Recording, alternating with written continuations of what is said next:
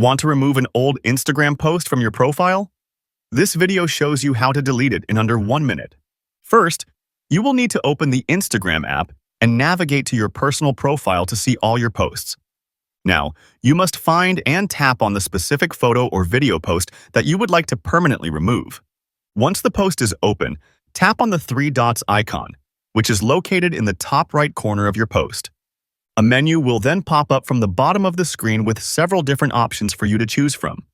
From this menu, you can simply tap the red delete option to permanently erase the post from your profile. Alternatively, you could choose the archive option to just hide the post from your profile without deleting it. If you choose to delete, you will need to tap delete one more time to confirm that you want to remove it forever.